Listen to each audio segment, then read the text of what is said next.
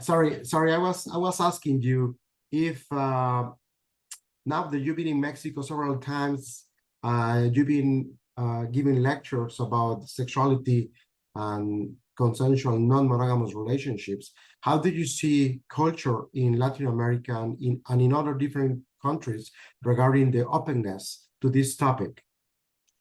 As I was suggesting, I was in Juarez. I was invited to the university to do a series of lectures and workshops on sexuality. And of course, the topic came up because I've done most of my research in this area. And that always brings about questions from students. And I found the students quite interested. Perhaps it was generational.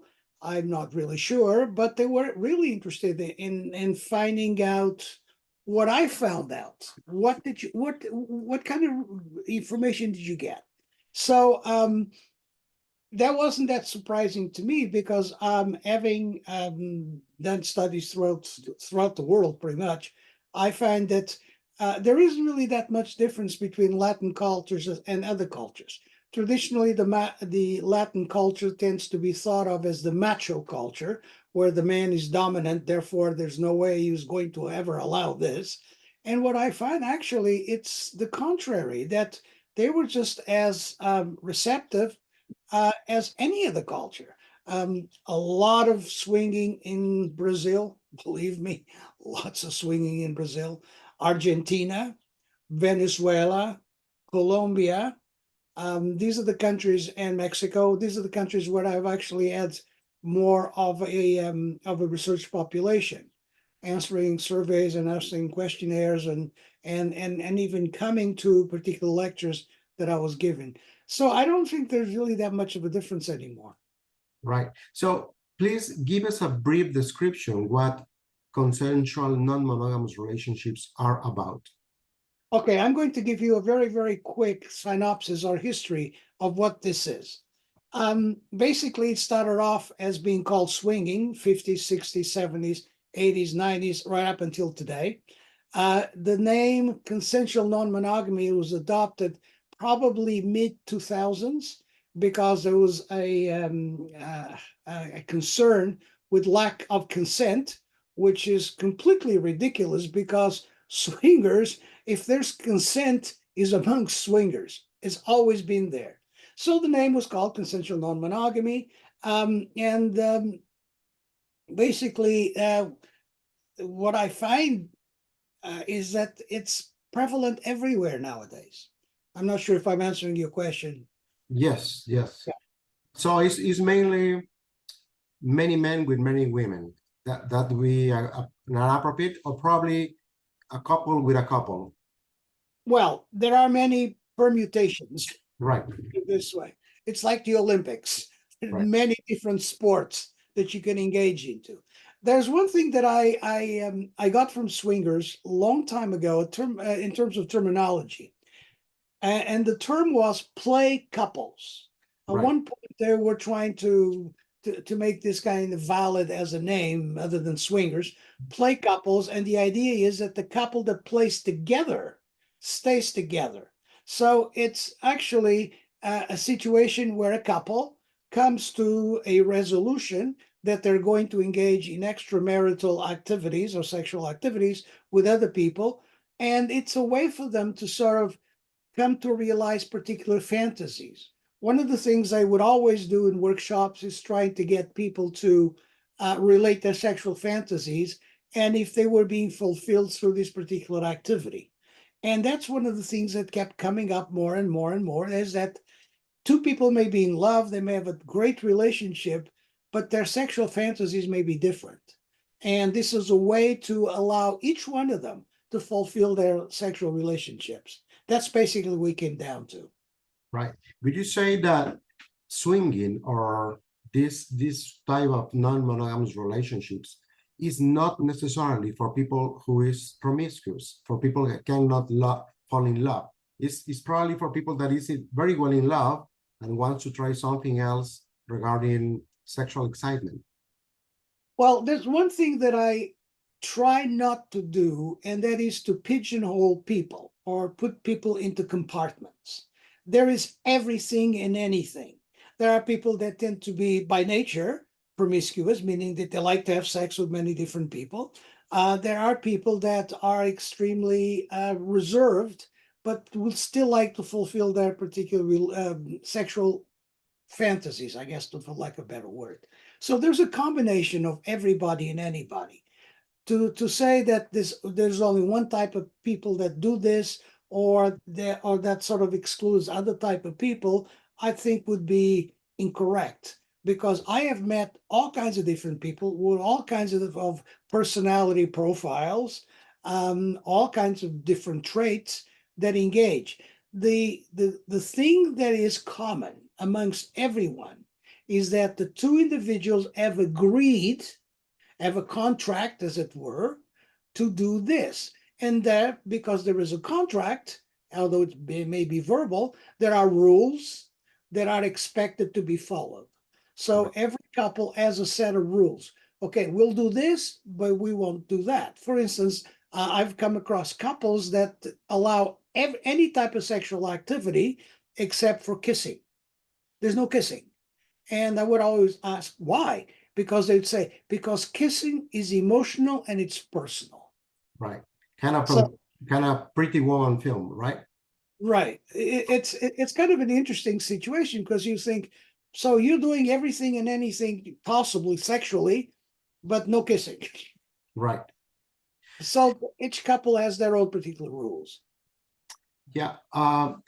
Something that comes to my mind is, what would be the main benefits for couples that want to experience this this kind of relationship? I'm not sure if I can really answer that question with validity, because it depends. People may engage in what I call mental fantasies, and if those fantasies are strong enough, they are much more likely to, if given the opportunity, to act on them. This is a way to sort of bypass that and say, no, you can do it as a couple and maintain your relationship and make it even stronger. One of the themes that comes up over and over again with different couples, and remember, I've interviewed couples all over the world, so this doesn't pertain to one particular society, is the fact that if they are successful by doing this, that their relationship becomes much stronger. There's somebody that said to me something that I use as an example. He said to me, if I can sit and watch my wife have sex with somebody else, there's nothing we can't talk about.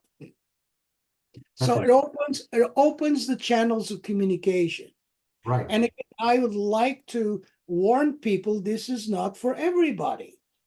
Because if only one partner is interested and the other one it isn't, it's not going to work. Right. There's no It's way. like the ultimate trust, right? Yeah, It's nothing else can break down the relationship. absolutely. Or at least they are much more likely to talk openly about things. Now, I'm not saying that people don't get divorced, swingers don't get divorced, they do. But usually is not necessarily the activities that bring about the breakup. It's something else. Right. And you cannot cure something by using this as a patch. This is not a patch. This is something that you got to be really, really careful about. And I think that is, I keep emphasizing this, that people's got have to be very careful about this, because it's a team sport. Like I said, it's like the Olympics. If you're going to go into this, two people have to be in agreement. Right. It's not a single sport. Right. Before we were talking about jealousy as a common challenge that might come up with this practice. What other challenges do you think about of practicing swinging? Well, one of the things that you have to realize is that swinging, let's call it swinging, is a social event like any other social event. It's a social occasion like any other social occasion, with its pitfalls, with its dangers, and with its benefits. So we have to look at it from that perspective. And you cannot go into this type of relationship with other people without being careful about who you're going to interact with. It's like anything else. I mean, I often say there are many swindlers out there. Well, there are swindlers in this type of lifestyle as well. So Right. you got to be careful. And what do you want to get out of it? And that's, I think, the question that you have to ask yourself. Right.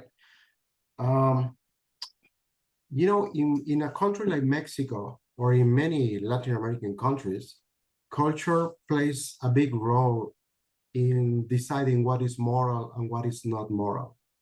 And having extramarital relationship is normally considered not moral behavior. What would you tell to people who would defend the idea of monogamy as a moral way to bond with someone regarding non-monogamous behavior? I mean, what can we tell to people who think that this is an immoral behavior? Well, morality is in the mind of the perceiver, isn't it? Really. Moral standards, as we know them in many societies, or I would say all societies for that matter, are established for a particular rationale, correct? They didn't come out, they didn't fall from the sky. There are certain rules that apply that you may look at and think they're pretty stupid, but they still apply to those particular societies. So morality, I think, was there to defend something which was important at the time, and that is paternity. One of the reasons the Catholic Church brought about the concept of monogamy was because of paternity. Because if you are going to say to people, well, whoever you want to do, go for it. So who's the father? Do we know who the father is? So these rules are very much important in terms of paternity. They were important in terms of inheritances. They were important in terms of health for certain, which you can't ignore the health issue. Obviously, it's in there, and some of those particular situations are different today. We have birth control, or at least we can minimize pregnancy. We can. We can minimize venereal disease or STDs or STIs, whatever you want to call them. We can do that.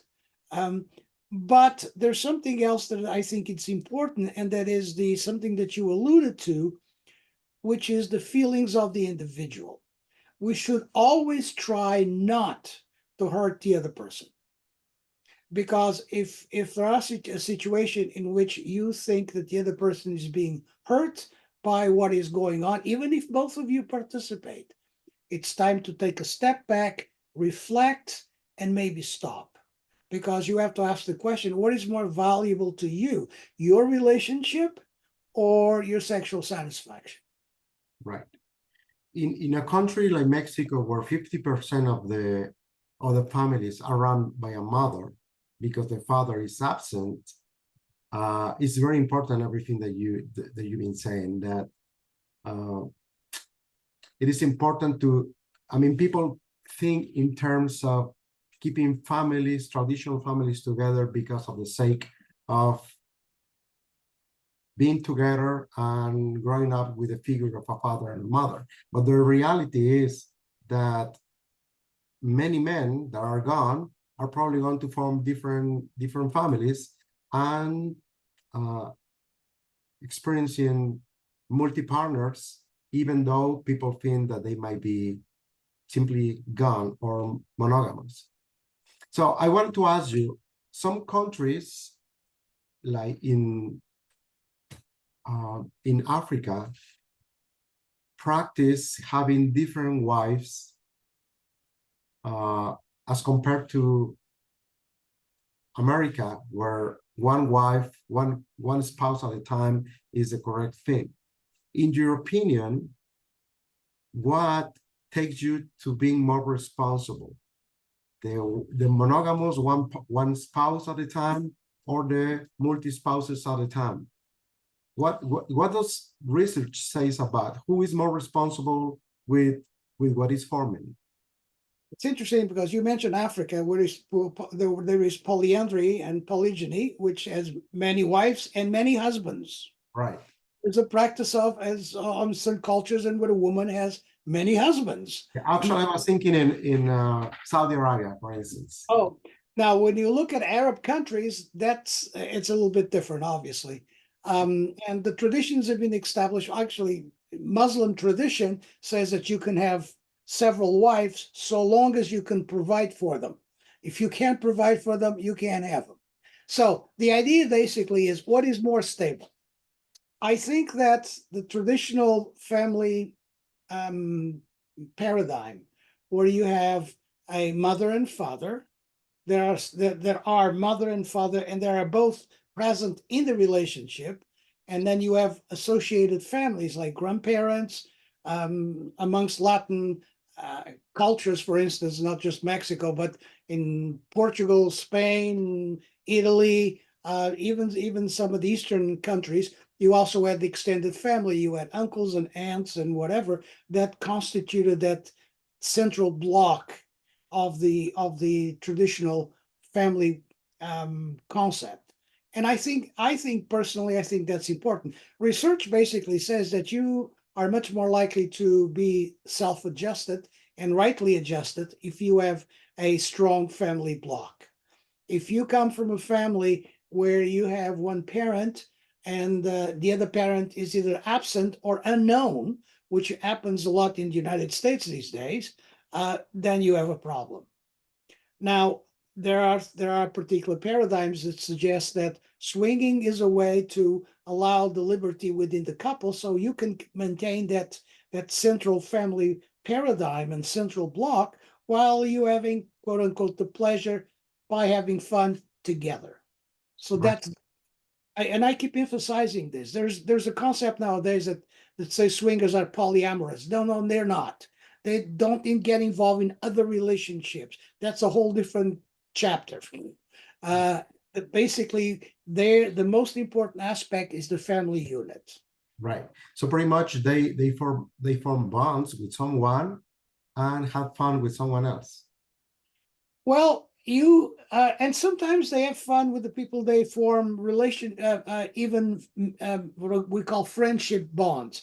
There are many swingers that have a lot of swingers friends, and they do things together with the kids and whatever. And then when it comes to party, they party together. Right. There are many instances of those.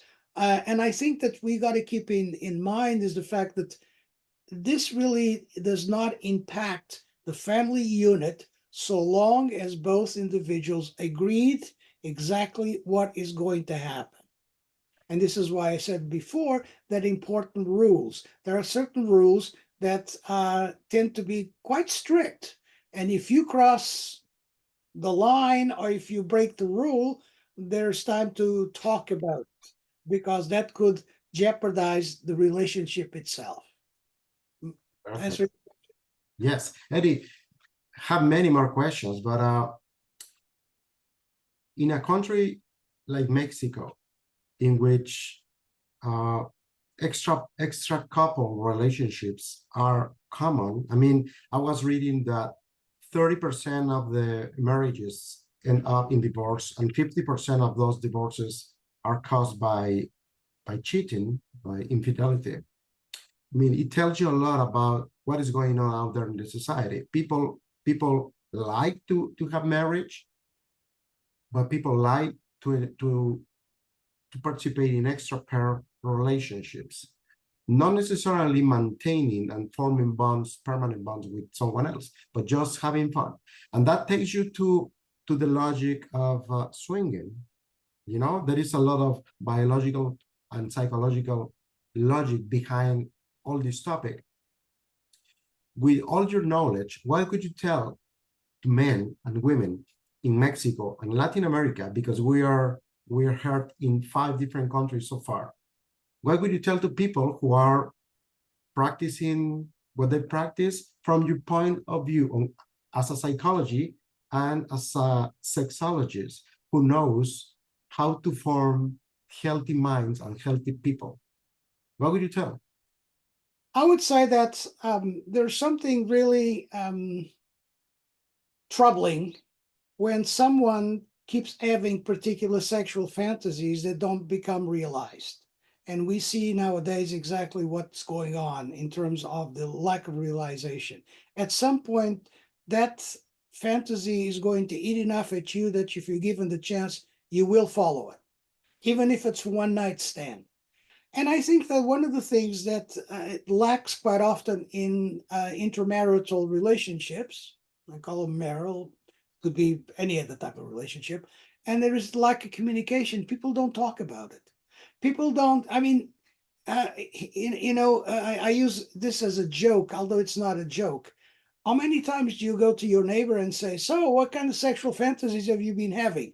Oh God, I couldn't do that.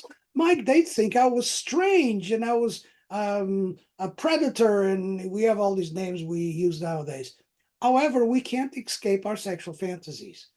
The other thing is to realize that everybody is different, and everybody has different forms of arousal. Everybody is different in terms of how they come to fulfill those particular fantasies. Isn't that so much easier that if you and your partner actually fulfill each other's fantasies, even if it's not with other people, it could be just the two of you. But the sexual dysfunction is really high, and one of the reasons for divorce. I mean, the rates of divorce, not just in Mexico, it's crazy. Right. People get divorced for all kinds of reasons. Well, he had sex with somebody. Yeah, but it was a one night stand. He doesn't want to stay with her, or she doesn't want to stay with him. They're coming back to you. And basically, this is what the swinging has acknowledged, that you may actually have desire for somebody else, but you don't want to stay with them. You have a connection with your partner. And if both agree to fulfill that particular fantasy, why not? Right. So would you say that culture itself plays a role in someone wanting to participate or not in that? Oh, absolutely. I mean, we tend to think of the Nordic countries in Europe. We call them the Nordics. You know, they have very low morals. They're very relaxed with their sexual activities. Well, anybody ever stop to think that, well, they are humans like you. So maybe it's not necessarily just the culture. Maybe there's something else Right. that is. I think Catholicism, to a certain extent, exerted a lot of influence in how we view sex. Right. And I am saying this, and I was brought up in a private Jesuit school when I was a kid in Lisbon. So really like the Jesuits, by the way. They were very good educators. But religion has a tremendous amount of influence in how we view sex, because we view sex from a prohibitive perspective. It's never a facilitating perspective. They say to us, you shall not do, and they have a catalog of things we shall not do. They don't have a catalog of the things that we should do. So what about when one of the couples wants to explore non-monogamous relationship and the other one doesn't? You mean which the two people Right. in the In a couple. that they're going to have to come to some kind of an agreement somewhere.